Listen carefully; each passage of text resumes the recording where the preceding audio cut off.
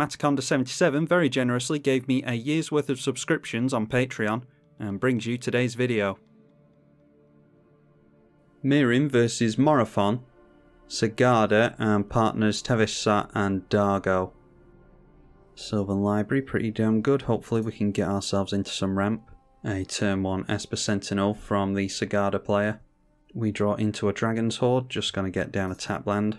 We see a turn 1 Bitter Blossom from the partner player because they did exile a Simian Spirit Guide.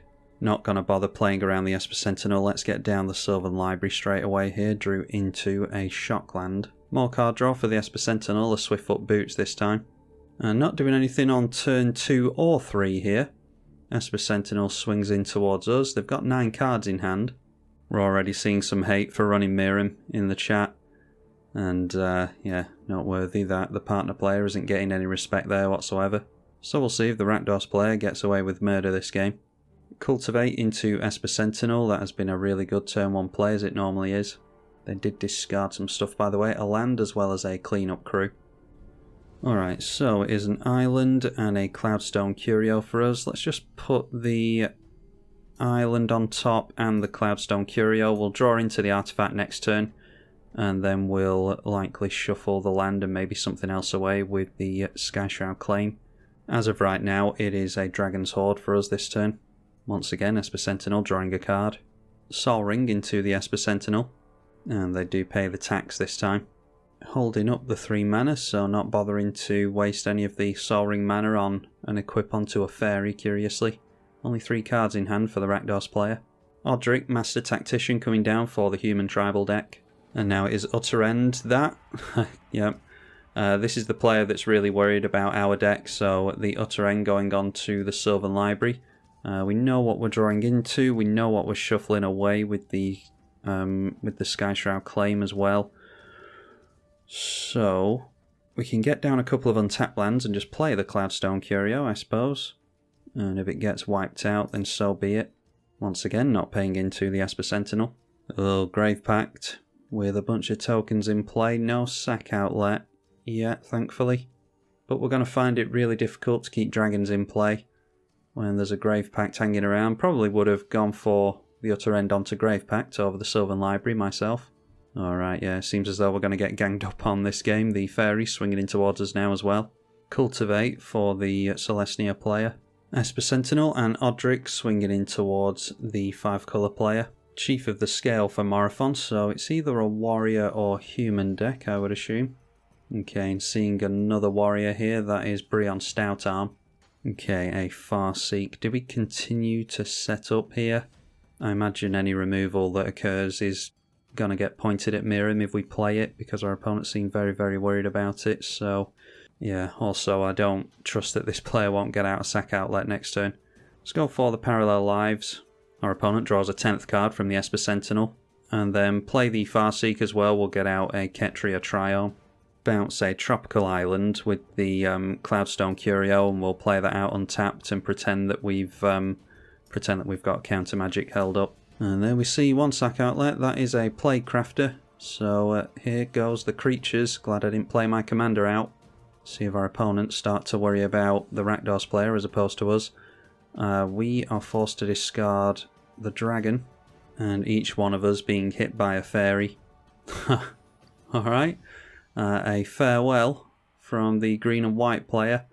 So away goes a massive amount of the Rakdos player's board, and they've only got 1 card in hand. After that, playing out an Ozolith. So I've actually got half a chance here now. We can play out our commander, hope it doesn't get removed, and then continue to hope that Rishkar's Expertise will land. A Cathar's Crusade from what I assume is a Warriors player. We get a land, so just drop down the Miirym. We've only got 1 card in hand, so not entirely sure that our opponents will be really worried about us, but they can always go for the spot removal in response to the Rishkar's Expertise.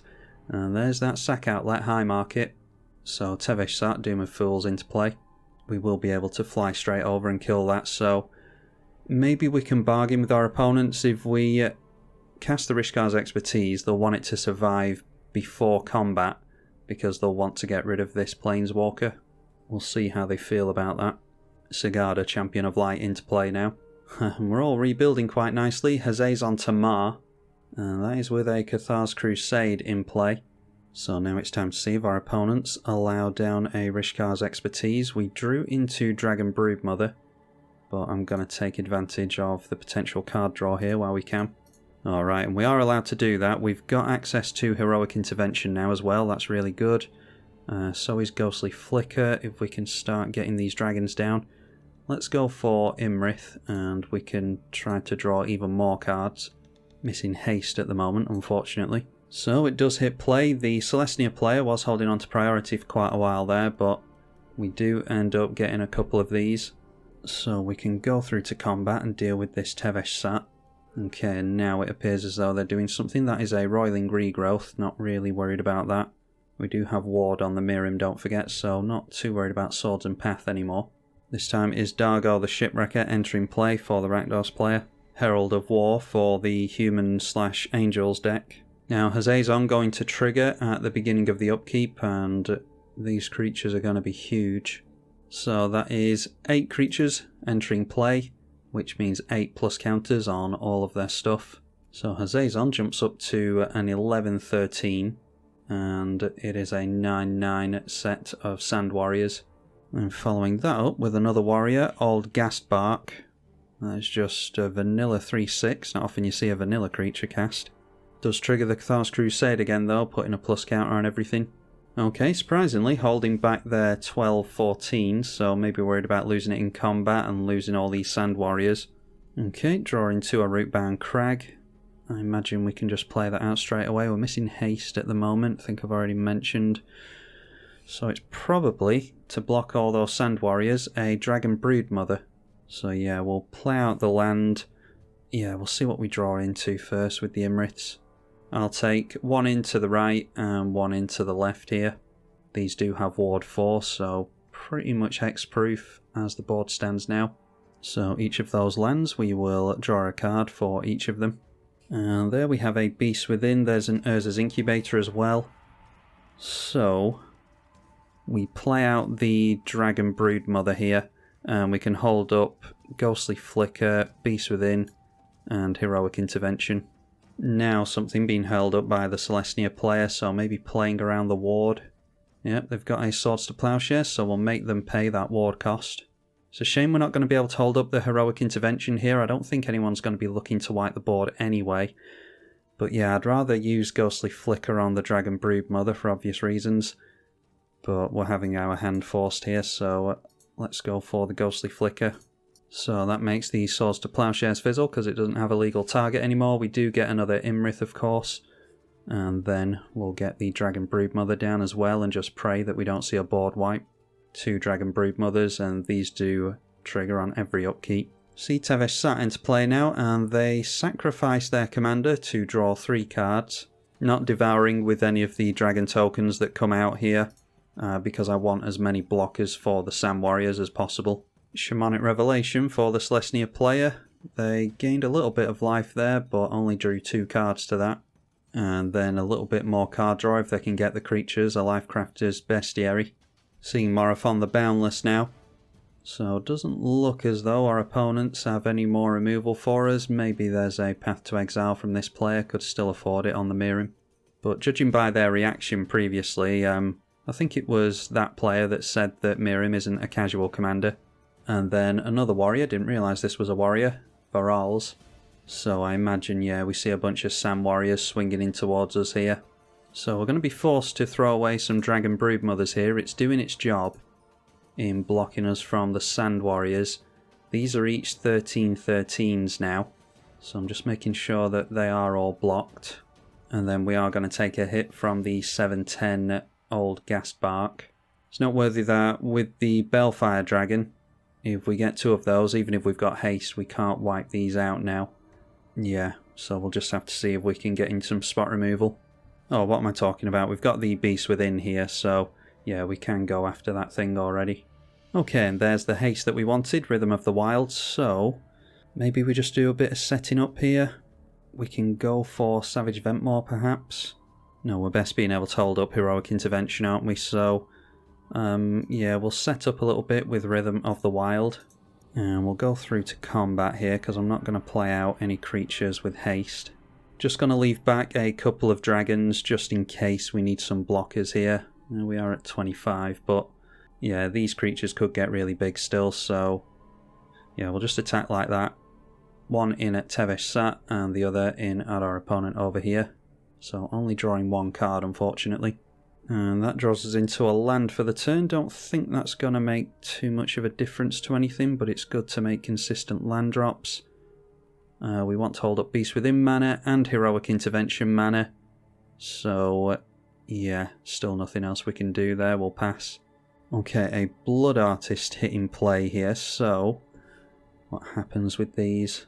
You exile the Sand Warriors, and this just cares about dying, so yeah, I think we can still allow that into play. I'm just waiting to see if anyone else deals with Hazazon before I point my Beast Within towards that direction. Okay, a Fleshbag Marauder. So Beast Within going onto the Hazazon, so that means we don't have to use ours, and that will force this player to choose between these three creatures, so that's really good. If I'd known we were going to see Fleshbag Marauder, I would have swung in with one of these instead. My theory was that if I hold back the tokens, I'd be more willing to block with those than the original, but yeah, I do want to hold up as many blockers as possible, so yeah, we'll just have to get rid of the original, I think. A beast did enter there, so putting plus counters on all their stuff, thanks to that Cathar's Crusade. Blood Artist gets pointed at us, as you would expect. We'll sacrifice the Tap Dragon, like I said. Bunch more Blood Artists going on the stack here, and all four of them getting pointed at us. Sacrificing some stuff in order to cast a certain spell. Oh, it is the Dargo that they're casting, so yeah, that'll be Blood Artist triggers again. Might have to throw the Beast Within on there, unfortunately. Scry one from the Bestiary. A Sarith, the Viper's Fang, has 4 toughness. I'm actually looking at Cloth's Will here, so I'm going to be paying attention to the toughness of creatures. And then out comes Sigarda, Champion of Light again. That does buff this up to a 4/5, so yeah, it's out of range of our burn spell now.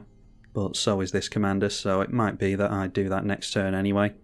Scavenging the Hazazon Tamar, and the scavenge coming from the Varals, of course.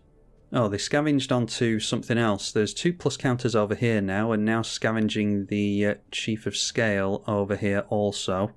So maybe that's our Beast Within target. Yeah, we've got an opening for Beast Within now if we want it. I don't think we necessarily need it, in all honesty. It does make you wish that you'd cast the Urza's Incubator previously, but that's obviously hindsight. So we're best keeping hold of it, I think. That is a Bloodstained Mire. We definitely want the Savage Ventmaw here, I think. Yeah, it'll only cost us 1 extra mana. If we get down Urza's Incubator first and then the Savage Ventmaw, it'll only cost us 1 more mana to do that, and then we've got a decent rock in play, so yeah, best do that here. We'll still be able to hold up Beast Within and Heroic Intervention. Obviously named Dragon with the Incubator, and then play out the Savage Ventmaw. It can't be countered, it is going to have haste. Get a copy of that. This just cares about, yeah, it's non-tokens, so we don't get haste on this one, unfortunately. Our opponents are still at fairly high life totals. Everyone's looking in our direction, and they're going to be successful at this rate. So we'll just have to attempt to draw a card or two here, I think. I'll send in 14 points of damage to the right.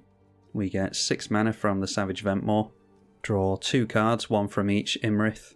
Okay, and that's an opportunistic dragon. We can gain control of a human or artifact for as long as we have this remain in play. So, oh, that's a giant, not a human, unfortunately. This is a vampire. We could put hexproof on all of our stuff by gaining control of that. Got Dragon Tempest here as well to start dealing a bunch of damage. So if we're just going to put Beast Within on this anyway, then yeah, maybe it's not worth going after the Cloth's Will. I don't know if we can sink enough mana into this anyway. No, I don't think we can. So let's go for the Dragon Tempest first of all. Then play the Opportunistic Dragon.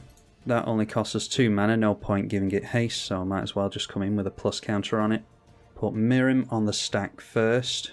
Then it is X damage, that is currently 2, 4 and 6.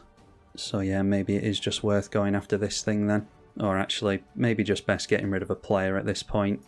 Yeah, we'll get rid of Wrath of Bob. They've been after us since day dot, and they are being proven in their suspicion here. Opportunistic Dragon will steal away this thing to give our stuff hexproof. And then we get another Opportunistic Dragon, so we'll deal with the 5-colour player. And let's steal away the Lifecrafter's Bestiary. Take away some card draw from them if we can. So this player goes down to -2. Now, in order to hold up the Heroic Intervention, I'll go for the Beast Within onto their commander now. And that does trigger the Blood Artist again, unfortunately, but there aren't too many creatures in play that we need to be worried about that particularly. Okay, and that player just decides to scoop. Still at 39 life there. I mean, these two players are at really high life totals. We're at 17. They could gang up on us and maybe do something about it. These are Celestia colours, so plenty of wraths to be had yet, I imagine. That's funny. I was just, after this player scooped, I was just talking and this Platinum Avacyn said that, yeah, Miirym shouldn't be at casual tables. I mean, people have different ideas of what casual is. This is a tale as old as time when it comes to talking about Commander. But yeah, he was saying that he was DMing this player, and these two were trading information back and forth with each other and trying to gang up on us. So it feels even better to win a game when you've had people conspiring in secret against you. Anyway, it's good game to my opponents. I still stand by the fact that they should have played it out a few more turns because they were at high life totals, and just because they didn't draw into anything this turn doesn't mean that they won't in the next turn or two. Let's see here. We can not see what we were about to draw into, unfortunately. Anyway, we probably had our opponents regardless because of the Heroic Intervention, but you just never know. I mean, crazy things happen in this format, that's why we play it. The white player gets into a board wipe, and then the partner player gets into a tutor for a board wipe or something like that. It's not beyond the realms of possibility, and at the end of the day, you're never going to draw into your answers if you don't play out the game, so it's unfortunate, but at least it was looking fairly promising for us to win anyway. Hopefully you all enjoyed this revisit to Miirym. Let me know in the comments section if you think it should be played in casual games or not. I'm tribalkai. Thank you for watching.